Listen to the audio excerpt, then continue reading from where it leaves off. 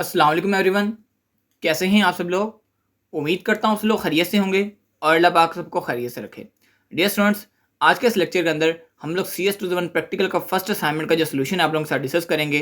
और मैं उम्मीद करता हूँ कि इस सोल्यूशन को देखने के बाद आप इस काबिल बन जाएंगे कि आप खुद से अपनी C S two one practical की असाइनमेंट जो है वो क्रिएट कर पाएंगे। मैंने मोस्टली कल से काफ़ी सोल्यूशन देखे हैं और उनमें मुझे बहुत सी मिस्टेक्स लगी हैं और बहुत सी बच्चों की क्यूरीज हैं अबाउट फर्स्ट असाइनमेंट सोल्यूशन। तो वो इंशाल्लाह इसी लेक्चर के अंदर मैं आज कवर करूँगा।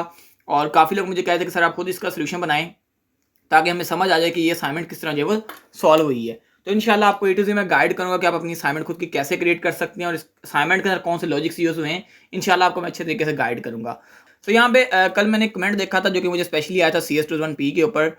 जो मैंने कल असाइनमेंट बनाई सी एस टू वन की, उसके अंदर मुझे एक बच्चे ने कहा कि सर आप जो है वो C S two one P का भी असाइनमेंट का जो सोल्यूशन है वो समझा दें हमें। देखिए बेटा, यहाँ पे मुझे एक कमेंट आया हो ना, मैं तब भी आप लोगों के लिए वीडियो क्रिएट करता हूँ। अगर आप यहाँ पे मेरे चैनल विजिट करें तो मैंने यहाँ पे कोई भी असाइनमेंट का जो सोल्यूशन है वो नहीं अपलोड किया। इससे पहले मैंने कल ही एक असाइनमेंट का सोल्यूशन बनाया था, उसके अलावा मैंने कभी पहले जो असाइनमेंट का सोल्यूशन इतना नहीं बनाया।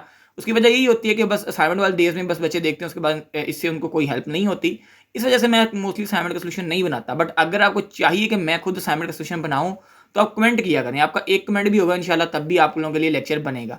ठीक है, और ये मैं सिर्फ कमेंट की वजह से लेक्चर बना रहा हूँ, अदरवाइज मैं इसके ऊपर लेक्चर नहीं बनाता। तो कमेंट लाजमी किया करें। ठीक है, अभी स्टार्ट करते हैं। मैंने यहाँ पे फाइल ओपन की हुई है सी एस वन पी की। यहाँ पे कुछ इंपॉर्टेंट इंस्ट्रक्शंस है हमारे पास। कहते हैं जी आपने असाइनमेंट जो है वो सबमिट करवानी है ड्यू डेट के अंदर अंदर। ड्यू डेट के बाद सबमिट करवाएंगे तो आपको नंबर नहीं दिए जाएंगे। ड्यू डेट क्या है यहाँ पे? 10 जून है। ठीक है, उसके बाद कहता है जी submitted assignment does not open और फाइल इज करप्ट। कहता है अगर आपकी सबमिट की हुई असाइनमेंट जो है वो ओपन ना हुई, उसकी फाइल करप्ट हुई, तो आपको क्या है, नंबर नहीं दिए जाएंगे। जाहिर सी बात है, असाइनमेंट ओपन होगी वो चेक करेंगे तो आपको नंबर देंगे। अगर असाइनमेंट ओपन ही नहीं होगी तो आपको नंबर क्यों देंगे वो? फिर कहता है जी assignment is copied from internet और एनी स्टूडेंट, तो तब भी आपको नंबर नहीं दिए जाएंगे। अगर आप किसी सोर्स से असाइनमेंट कॉपी करके बना रहे हैं तब भी नंबर नहीं दिए जाएंगे। जाहिर सी बात है, अगर आपकी असाइनमेंट यूनिक नहीं होगी तो आपको नंबर नहीं दिए जाएंगे। अब मोस्टली लोग ये भी कहते हैं कि सर ये कोडिंग है तो इसमें हम क्या चेंजेस कर सकते हैं? बेटा बहुत से चेंजेस हो सकते हैं कोडिंग के अंदर भी। आप ये नहीं कह सकते कि ये कोडिंग है तो इसमें चेंजेस नहीं हो सकते। चेंजेस तो बंदा मैथ में भी कर सकता है अगर करने वाला हो तो। आपके एक्सपर्ट होने की बात होती है। अगर आप एक्सपर्ट होते हैं ना किसी चीज़ में तो आप कर ही लेते हैं चेंजेस। ठीक है, यहाँ पे कहता है जी software allowed to develop assignment.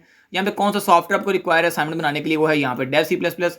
इसको पहले आप डाउनलोड करेंगे, उसके बाद ही आप असाइनमेंट बना पाएंगे। तो मैं यहाँ पे कंट्रोल सी करता हूँ, इसका नेम कॉपी करता हूँ और यहाँ पे गूगल के अंदर चले जाते हैं हम लोग। और गूगल के अंदर जाने के बाद मैं यहाँ पे इसको पेस्ट करता हूँ। यहाँ पे सिंपली मैं लिखता हूँ डाउनलोड और मैं यहाँ पे इसको सर्च कर लेता हूँ। जैसे ही यहाँ पे सर्च करेंगे आपके पास पहली वेबसाइट आएगी सोर्स फोर्ज की। आपने इसको यहाँ पे ओपन कर लेना है। जैसे आप ओपन करेंगे आपके पास ये देखें डाउनलोड का ऑप्शन आ चुका है। डाउनलोड के ऑप्शन के ऊपर आप क्लिक कर देंगे। जैसे क्लिक करेंगे यहाँ पे देखें 5 सेकंड का वेट आ रहा है, 4 3। तो अब यहाँ पे जैसे ही वेट खत्म कंप्लीट होता है तो आपके पास ये वेबसाइट देखें रीडायरेक्ट होना शुरू हो गई है। जैसे ये रीडायरेक्ट होगी ये आपके पास ये डाउनलोडिंग जो है यहाँ पे देखें स्टार्ट होने शुरू हो गई है। लेकिन मैं यहाँ पे स्टार्ट डाउनलोड के ऊपर क्लिक नहीं करूँगा कि मेरे पास ऑलरेडी ये डाउनलोड है। मैं यहाँ पे कैंसिल कर देता हूँ। ठीक है, आपने इसको डाउनलोड कर लेना है। डाउनलोड करने के बाद इंस्टॉल कर लेना है और फिर आपके सामने कुछ ऑप्शंस आते हैं, आपने उनको नेक्स्ट नेक्स्ट करना होता है सिंपली। और अगर आपको उसकी नहीं समझ आ रही तो आप प्ले लिस्ट के अंदर आएँ। प्ले लिस्ट के अंदर आने के बाद आप यहाँ पे C S two one practical lectures को ओपन करें और यहाँ पे जो 5 लेक्चर्स हैं इनको वॉच करें। आपको समझ आ जाएगी कि बेसिकली कोड कैसे करते हैं डेव के अंदर।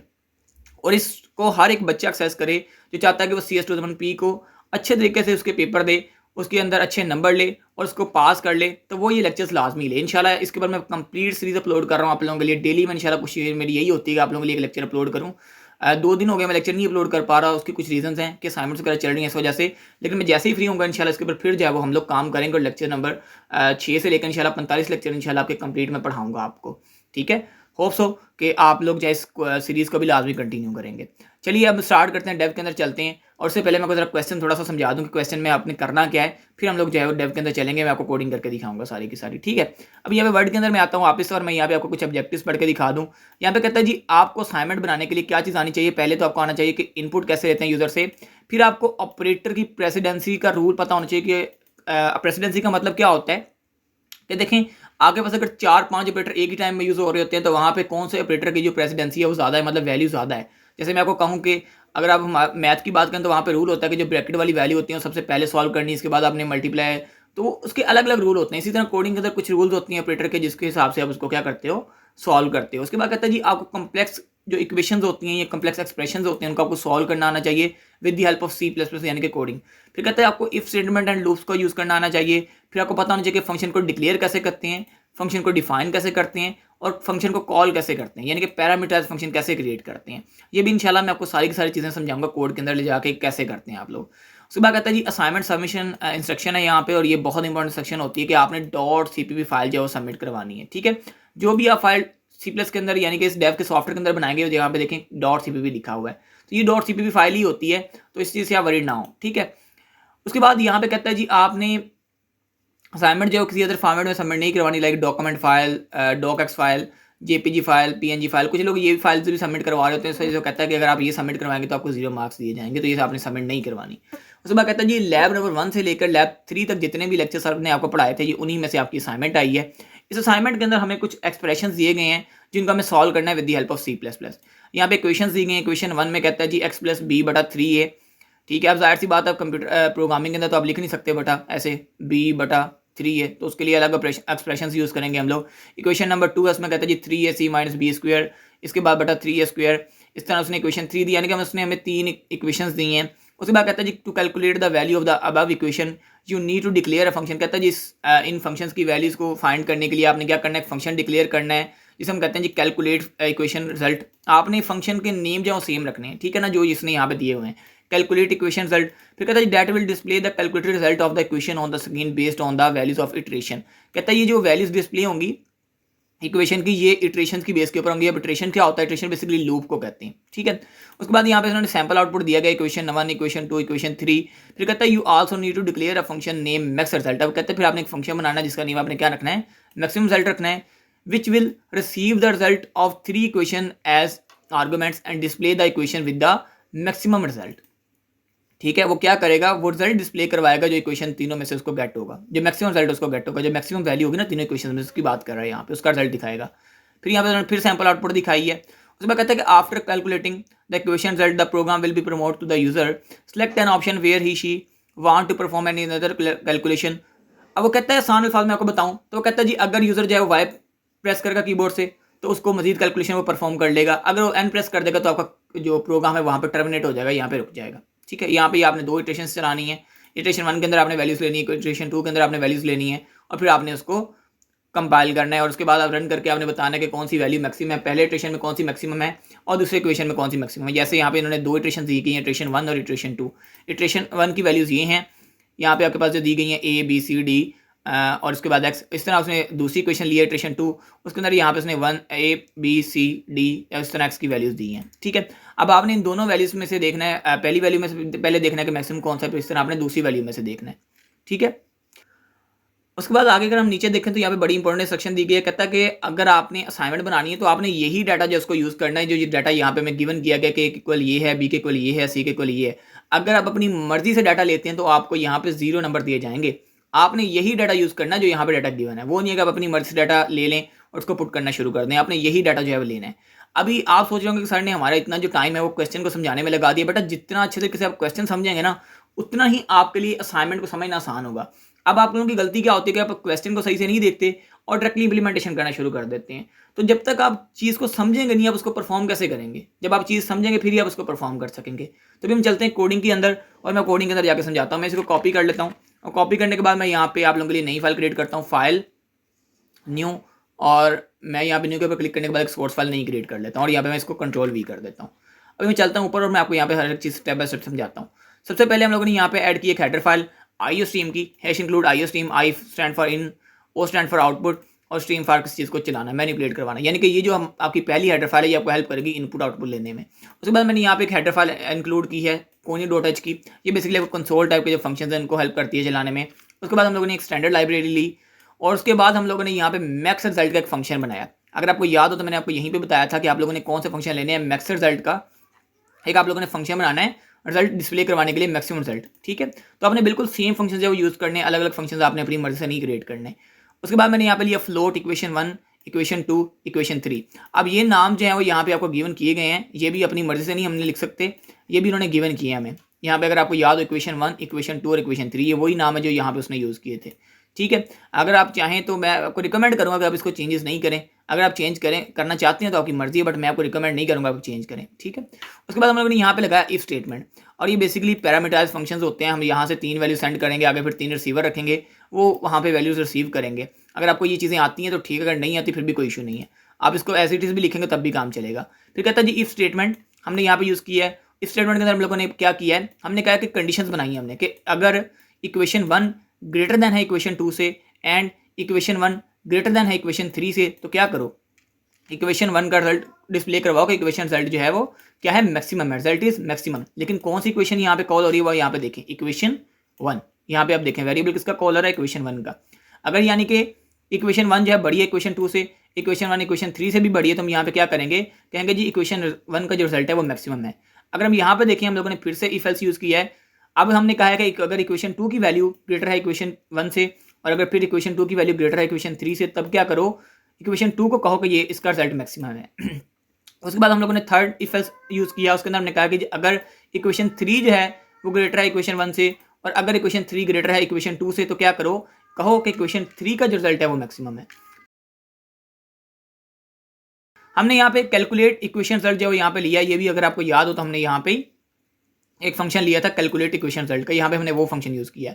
उसके बाद हम लोग यहाँ पे वैल्यूज ली, फ्लोट, इक्वेशन 1, इक्वेशन 2, इक्वेशन 3, जो हमने यहाँ पे पास ऑन किया, ये वाली वैल्यूज़ की बात कर रहा हूँ अब मैं, जो हमने यहाँ पे ऊपर पास ऑन किया वो बेसिकली हमने यहाँ पे डिक्लेयर की है।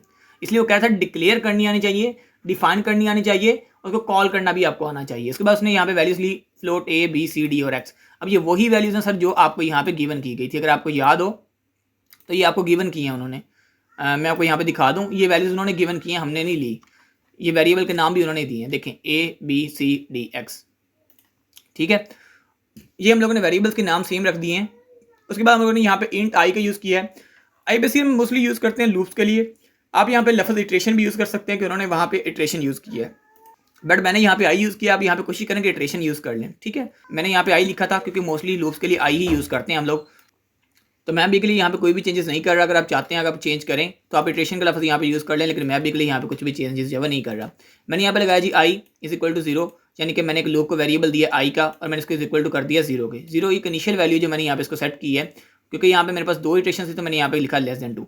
उसके बाद ये हर बार क्या करेगा, आई प्लस करेगा, मतलब आई को इंक्रीमेंट करेगा। उसके बाद मैंने कहा जी if I is equal to 2, कि अगर आई इक्वल टू 2 है तो क्या करो, ए इज इक्वल टू सी करो, बी इज इक्वल टू 7 करो, सी इज इक्वल टू 8 करो, डी इज इक्वल टू 9 करो, एक्स इज इक्वल टू 11 करो। अब याद रखें ये वही वैल्यूज़ हैं जो हमें यहाँ पे गिवन की गई थी। मैंने अपने पास से कोई भी वैल्यू जो है वो नहीं ली, ठीक है। ये वही वैल्यूज़ हैं जो हमें गिवन की गई थी, हमने वही वैल्यूज़ यहाँ पे पुट कर देनी है, ठीक है। उसके बाद कहता है जी एल्स, अगर ये आपके पास नहीं आता, अगर इक्वल टू 2 नहीं है आई, तो फिर क्या कर दो, फिर जाहिर सी बात अगर दूसरा 2 नहीं चलेगा यहाँ पे, अगर दूसरा इटरेशन नहीं चल रहा तो यहाँ जाहिर सी बात है पहला इटरेशन चलेगा, तो पहला इटरेशन चलेगा तो पहले की वैल्यूज पुट कर दो। पहले हमने किसकी वैल्यूज पुट की थी, दूसरे की, अब हम पहले की पुट कर रहे हैं। उसके बाद हमने यहाँ पे परफॉर्म करने इक्वेशंस। इक्वेशंस हमने किस तरह परफॉर्म करनी है, यहाँ पे अगर आपको याद हो तो हमें इक्वेशंस यहाँ पे परफॉर्म करके दिखाई गई हैं। इक्वेशन में 1 में कहा गया था x प्लस बी बटा 3 है, तो यहाँ पे देखें x प्लस इंटू बी, यहाँ पे ये पैरेंथेसिस लगाई है, b डिवीजन का साइन और इंटू 3 मल्टीप्लाई बाय a। तो यहाँ पे ये इस तरह हमने जो है वो करके लिखा हुआ है, जो मैथ के अंदर रूल है वो मैथ के अंदर यहाँ पे हमें लिखा हुआ था। अब हमने उसको कोडिंग के रूल के अंदर चेंज किया है। इक्वेशन 2 में हमने लिखा जी 3ac माइनस बी स्क्वायर बटा 3a स्क्वायर। हमने यहाँ पे उसको ये देखें यहाँ पे इस तरह लिख लिया कि 3 multiply by a 3a multiply by c 3ac minus B square. उसके बाद डिवीजन बाय 3a स्क्वायर। उसके बाद इक्वेशन 3 में आए तो 2 मल्टीप्लाई बाय बी क्यूब, ठीक है। यहाँ पे अगर आप देखें तो यहाँ पे बी क्यूब है, ओके, माइनस 9 मल्टीप्लाई किया किससे, a प्लस बी प्लस सी से, और उसके बाद प्लस 27, और उसके बाद यहाँ पे क्या है, a का स्क्वायर d है यहाँ पे, ठीक है। यहाँ पे देखें उसके बाद हमने यहाँ पे किया डिवीजन। डिवीजन करने के बाद हमने क्या कहा कि 27 प्लस a क्यूब, ठीक है। अब इक्वेशन 1 में सी आउट किया और इक्वेशन 1 की वैल्यू यहाँ पे डिस्प्ले कर दी, ठीक है। जो भी आपके पास रिजल्ट आएगा इसको परफॉर्म करने के बाद तो वो इस इक्वेशन 1 में सॉल्व हो जाएगा, इसका रिजल्ट सारा इक्वेशन 2 में सॉल्व पुट हो जाएगा, इसका रिजल्ट जो सारे इक्वेशन 3 के अंदर चला जाएगा, तो मैं उसको यहाँ पे गेट कर लूँगा। गेट करने के बाद मैं यहाँ पे सिंपली एक मैंने वेरिएबल बनाया है मैक्स रिजल्ट का, और जाहिर सी बात है अब इन तीनों इक्वेशन में से जिसका रिजल्ट मैक्सिमम होगा वही यहाँ पे हम लोग लेंगे। और उसके बाद हम लोग क्या कर रहे हैं, यहाँ पे मेन के अंदर आ रहे हैं और यहाँ पे हम लोग करेक्टर चॉइस का ले रहे हैं, यानी कि चॉइस करेंगे कि हमारे पास अगर वो वाई प्रेस करता है जाहिर सी बात है हमारे पास वो आगे मजीद कैलकुलेशंस करेगा, अगर एन प्रेस करेंगे तो वो कैलकुलेशंस नहीं करेगा। तो उसके लिए हमने यहाँ पे वेरिएबल लिया चॉइस का। उसके बाद हमने कहा जी bool run is equal to true, while loop चलाया रन का। उसके बाद हमने यहाँ पे किया जी डू वाइल लूप का फिर से यूज़ कर रहे हैं हम लोग। मैंने कहा जी कैलकुलेट इक्वेशन रिजल्ट, वही फंक्शन जो हम लोगों ने ऊपर बनाया था, अब इसको यहाँ पे वहाँ पे डिक्लेयर किया था, यहाँ पे इसको यूज़ कर रहे हैं हम लोग। हमने कहा जी सी आउट करो क्या, do you want to perform calculation, वो जो मैसेज डिस्प्ले करवाना है वो हमने यहाँ पे करवाया और फिर उसको स्टोर कर दिया। अब यहाँ पे अगर यूज़र वाई प्रेस करता है तब भी वो चॉइस के अंदर स्टोर होगा, अगर एन प्रेस करता है तब भी वो चॉइस के वेरिएबल के अंदर स्टोर हो जाएगा। फिर हमने कहा जी choice is equal to lower choice, यानी कि अगर जो है वो यूज़र कैपिटल वाई पुट करेगा तब भी ये चलना चाहिए, और जब स्मॉल वाई पुट करे तब भी चलना चाहिए, इसलिए हमने यहाँ पे यूज़ किया टू लोअर का जो स्ट्रिंग है वो हम लोग यहाँ पे पुट किया। ये भी एक स्ट्रिंग टाइप कह लेंगे फंक्शन होता है जिसको हम लोग यूज़ करते हैं किसी भी करेक्टर की जो कैपिटल और स्मॉलाइजेशन है उसको कन्वर्ट करने के लिए, ठीक है। तो यहाँ पे हम लोगों ने वाइल लूप एंड करना है, तो यहाँ पे वाइल लूप, उसके बाद यहाँ पे हमने कहा जी choice not equal to N and choice not equal to Y, ठीक है। उसके बाद कहता है जी if choice equal to N, अगर चॉइस जो इक्वल टू एन है तो क्या कर दो, run is equal to false, यानी कि रोक दो, ठीक है। जो हमने यहाँ पे इसको ट्रू किया था, रन कब ट्रू होगा वो हमने यहाँ पे बताना है कि अगर तो आपके पास एन है तो क्या कर दो, फॉल्स कर दो, यानी कि रोक दो, ठीक है। और अगर आपके पास वो ट्रू है तो वो चलता रहेगा। जाहिर सी बात हमने यहाँ पे ट्रू लिखा है, इनिशियल वैल्यू ट्रू दी है, तो अगर ये काम नहीं होता तो जाहिर सी बात है इसका उल्टा चलेगा जो यहाँ पे है, ठीक है ना। तो फिर क्या होगा, आपका जो कैलकुलेशन वो परफॉर्म होगा। अभी हम इसको रन करते हैं और चेक करते हैं कि ये क्या काम कर रहा है। ये एग्जीक्यूट कंपाइल एंड रन, ठीक है। अब मैं इसको यहाँ पे एक नाम देता हूँ CS201P असाइनमेंट 1 और मैं इसको रन करता हूँ। देखें यहाँ पे हमारी जो कैलकुलेशन परफॉर्म हुई है इक्वेशन 1, इक्वेशन 2, इक्वेशन 3 का जो रिजल्ट है वो यहाँ पे आ रहा है, रिजल्ट इज मैक्सिमम, ठीक है। ये आप देखें तो यहाँ पे आपकी सेम आउटपुट जो है यहाँ पे दिख रही होगी। मैं यहाँ पे इसको नीचे करता हूँ, वर्ड के अंदर चलते हैं और यहाँ पे सैम्पल आउटपुट देखते हैं। ये आप लाजमी देख लिया करें, ये बेहतर होता है आप लोगों के लिए। यहाँ पे मैं इसको साइड पे करता हूँ ज़रा, तो इक्वेशन 1, इक्वेशन 2, इक्वेशन 3 और यहाँ पे इक्वेशन की वैल्यू, उसके बाद यहाँ पर रिजल्ट इज मैक्सिमम, उसके बाद यहाँ पे कैलकुलेशन परफॉर्म की, फिर से हमने दूसरे इटरेशन की, उसके बाद हम लोगों ने यहाँ पे चेक करना है, यहाँ पे वही सारा काम। उसके बाद हम लोग अगर यहाँ पे वाई प्रेस करते हैं तब भी आपके पास इटरेशन चलनी चाहिए, स्मॉल वाई पुट करें तब भी और कैपिटल वाई पुट करें तब भी। मैं यहाँ पे वाई पुट करता हूँ तो देखें हमारी कैलकुलेशन हो रही है। अगर हम यहाँ पे स्मॉल वाई पुट करते हैं तो क्या हमारी कैलकुलेशन होती हैं, अब ये भी चेक करना है आपने, ठीक है। तो मैं यहाँ पे स्मॉल वाई पुट करता हूँ और देखें हमारी कैलकुलेशन जो है वो हो रही है। और अगर मैं एन प्रेस करता हूँ तो देखें आपकी कैलकुलेशन नहीं होगी, रुक जाएगा यहाँ पे प्रोग्राम। देखें यहाँ पे प्रोग्राम आपका टर्मिनेट हो चुका है, ठीक है।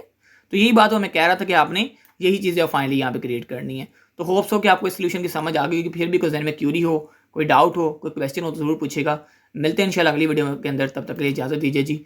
अपने होस्ट और दोस्त ज़ीशान अली को अल्लाह हाफिज़ और अस्सलाम वालेकुम।